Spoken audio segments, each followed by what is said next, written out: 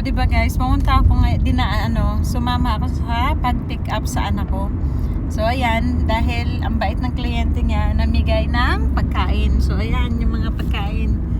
So, ayan guys, wala nang time para kumain sa sakyan. Talagang, ganyan ang buhay namin. Pag nagbigay ang kliyente ng customer, sa sakyan naman namin yan kakainin. Yan. Subo na subo habang wala pa sa location. Ganyan ang buhay namin. So ayan, may ulam pa rito sa tabi ko. Maanghang nga lang. So ayan, may mga tinapay pa. Ang daming binigay sa kay Talia. Biro mo, order yung kliyente niya ng 187 real. Tapos kumuha lang ng konti. Binigay na lahat kay Talia. So kumain ako nitong rice. Tapos yon yung chicken. Grabe. Tapos ayan, meron pa. Medyo maanghang nga lang pero masarap naman siya. Nasa 1.3 na to. Pagkain na to. Ito lang yung pagkain guys, pero 187 real yung in-order ng kliyente. Ayan pa. So ayan pa yan guys. So yan na lang muna ang kinain namin.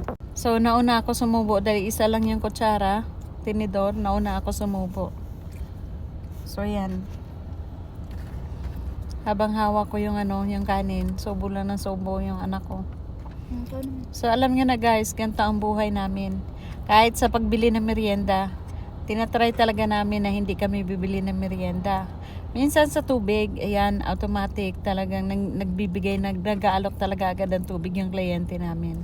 So, para tipid syempre, o di ba? So, nakakalibre kami ng tubig, tapos minsan pagkain, biskwit, yan yung mga binibigay sa amin. Pag walang pera, pagkain. Pag wala kaming pera, bawi sa pagkain. So, ayan, o, diba? Ang sarap ng kain namin. So, yun, o, diba? Ang swerte ko dahil kasama ako sa pagsundo sa anak ko. Huh?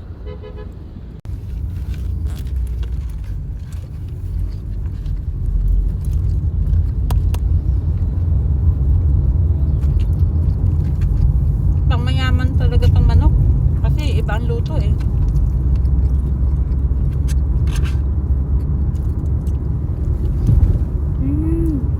Biryani pala.